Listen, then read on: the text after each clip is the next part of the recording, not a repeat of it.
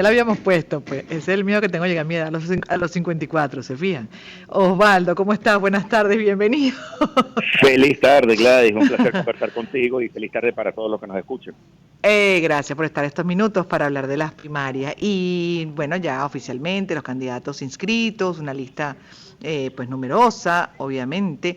Pero la pregunta entonces ahora, y de cara a lo que estamos viendo en paralelo, es qué expectativas se pueden tener con relación al proceso de primaria, a esos candidatos, a un elemento que está ahí antes, durante y después, que son las inhabilitaciones, a quien sea, porque sabemos cómo es ese, ¿no? Esa dinámica político-electoral.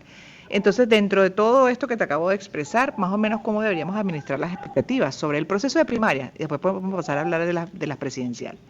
Sí, mira, lo primero es entender que el interés de votar en las primarias, de participar, ha crecido. En noviembre del año pasado era cerca del 8%. La Mm. última semana de mayo esto ya se ubicaba cerca de 20%. Ha estado pivotando entre 18, 25 en las diferentes mediciones, pero yo creo que el dato conservador es hablar de un 20% de país que tiene interés, un alto interés además, en Ujú. participar en esta elección primaria.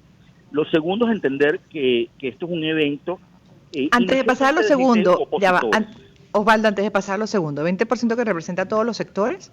¿O particularmente la clase media, media alta está interesada, lo que se llamaba antes? Porque entiendo que hasta ya esas definiciones han cambiado dentro de la distorsión económica que tenemos.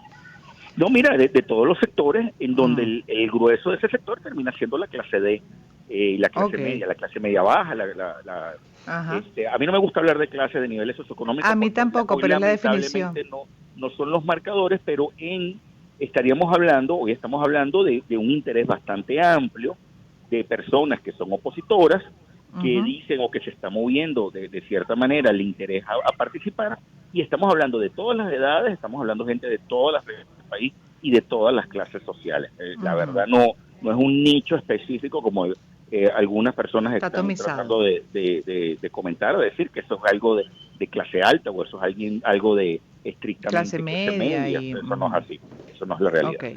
Lo segundo entonces, y Sí, disculpa la lo interrupción. segundo está tranquila. Lo segundo está asociado a que si bien hoy tenemos una fecha probable, 22 de octubre, la realidad es que hay que entender que estamos hablando de un proceso que está resultando complejo, que creo que todavía hay mucha niebla alrededor de la fecha, alrededor de la forma en la que la Comisión Nacional de Primarias va a llevar a cabo este evento, y que ha llevado a muchos precandidatos a decir, por favor, terminen de decirnos cómo son las reglas claras. Una de ellas es el número de centros que va a haber, entendiendo Ujú. que debe haber por lo menos 2.840 centros. Este es el número mínimo que debería presentarse. Hay candidatos que están aspirando que fueran más de 4.000, incluso algunos que fuera 5.000, pero esto, bueno, va a depender, por supuesto, de ese tema cobertura. La siguiente amenaza está relacionada con el tema financiamiento. La tercera amenaza está justamente derivada de todo lo que sale de la Comisión Nacional de Primaria y del entorno de oposición, y que estamos hablando de la otra acera política que puede hacer para tratar de frenar que este 20% por ahora determine quién es el candidato o la candidata que le gusta para representarlos en una eventual elección presidencial. Claro, en esa lista de 14, de cara a unas inhabilitaciones factibles, probables, potenciales, porque así estamos, eh, deberían tener ya analizado quiénes serían, ¿no? Los a ocupar pues el puesto cualquier eventualidad y bien analizado de cara a los intereses del partido, no los intereses político-partidistas, que eso lo comentaba y así lo veo esta semana, que justamente mi título fue Primero lo primero. Mira, nosotros en mayo, a finales de mayo, hicimos una medición, y en esa medición a los potenciales votantes de primaria, insisto, Ujú. este 20% país, al 80% de ese 20% no le daba igual que su candidato estuviera inhabilitado o no, que él iba a votar por esa persona porque interpretaba que lo representaba, y que incluso si hubiera una situación sobrevenida, ellos creen que deberían acompañar la voluntad de esos candidatos que fueran afectados por estas medidas para tratar de hacer valer y respetar la voluntad popular, la voluntad de los electores que hoy deciden o quieren que sean unas personas específicas las que pudieran ser los potenciales candidatos en primaria. Mm. Ajá, pero igual, inhabilitado, y si vamos a suponer que ese escenario no se logre, siempre hay que ver más allá. Estamos Por en un punto supuesto. y con tantas experiencias exactamente, que también lo comentaba, así lo veo, pues hay que pensar como estadista. Hay que ver más allá, hay que contemplar todas las letras del abecedario, incluyendo aquella de que de repente no se llega a nada o no se llega incluso a unas presidenciales con las condiciones que la gente espera, Sí, o por algo de supuesto. condiciones. Yo coincido contigo porque fíjate, a ver, si nosotros hoy viéramos potenciales escenarios, tú tienes escenarios en donde las primarias pudieran no darse, simplemente porque se llega, o se alcanza un consenso. Tú pudieras Mm, tener escenarios en donde no se dan las primarias porque simplemente la Comisión Nacional de Primaria no tuvo cómo efectuar estas primarias por temas de problemas logísticos, de cobertura, o simplemente porque, bueno, se trancó el serrucho, o porque las primarias fueron judicializadas y se impidieron legalmente que se lleven a cabo, incluso que haya un evento en el cual digan, miren señores, estamos preparándonos para que no haya elecciones el 24, sino que vamos a una mega elección el 25, por hablar de escenarios hipotéticos, y eso obliga a la oposición a replantearse algunas cosas.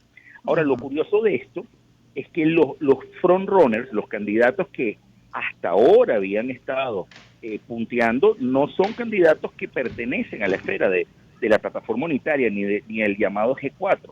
Estamos hablando de hasta, insisto, mediciones de finales de mayo, eran María Corina Machado y Benjamín Rauseo, que la gente mm, interpreta que no eran personas ligadas ligadas a este mundo, entre comillas, de la dirigencia de la oposición. Y digo entre comillas porque bueno, María Corina no es un outsider de la política, si bien el conde puede ser relativamente un outsider, pero bueno, cuando se le hace la prueba de fuego en opositores duros, no la pasaba, pues simplemente ujú. él pasaba a una tercera posición, ya en Es segunda como posición, ambigua. en un Enrique Capriles, o pudiendo tener potenciales otros candidatos, insisto, por esta salida también, además de la primaria. Y otro dato aquí curioso, 8 de cada 10 electores de primaria, si su candidato se llegaba a retirar, votaba por otro candidato. No era que se retiraba de la primaria, Ok. solamente 20% se retiraba de la primaria, 8 de cada 10 decidía participar y seguir y apostar a otro Continuar candidato. en lo más importante que es la movilización, porque es una cosa también que evidencia ya lo que está ocurriendo, por ejemplo, en ciertas acciones que indican que comienza a torpedearse el proceso, porque esa movilización para nada es conveniente, digamos, al contrario, ¿no?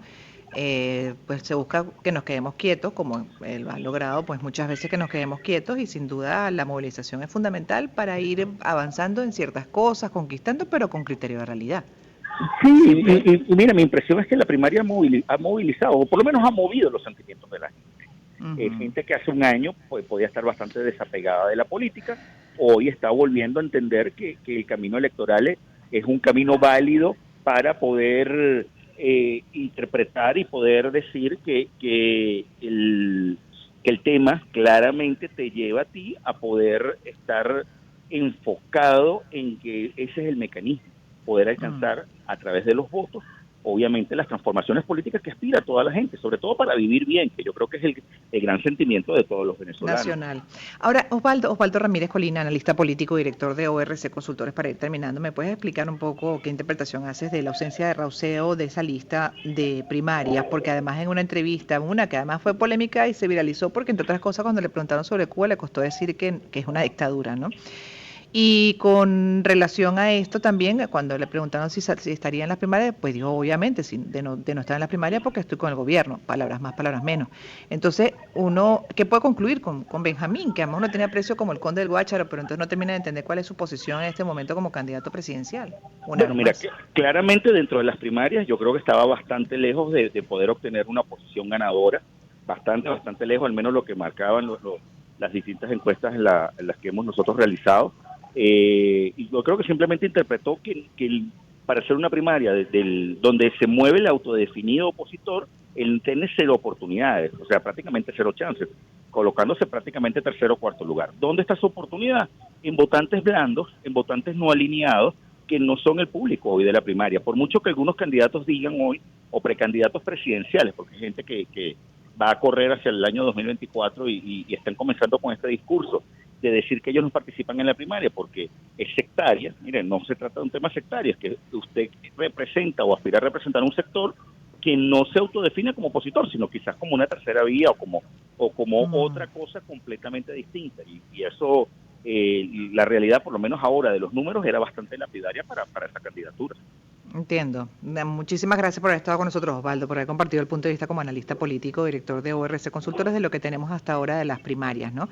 Que, bueno, no nos metimos en las presidenciales, podemos hacer una segunda parte de las presidenciales 2024, además, para ese escenario, por ejemplo, con varios candidatos, atomizado el voto, que tanto, y sumando que un REP no actualizado que no permite a muchos millones participar en ese proceso, por lo menos como estamos en este momento, y debería ser parte de la lucha, debería ser parte de esa presión social de que eso se vaya organizando, pues estamos hasta...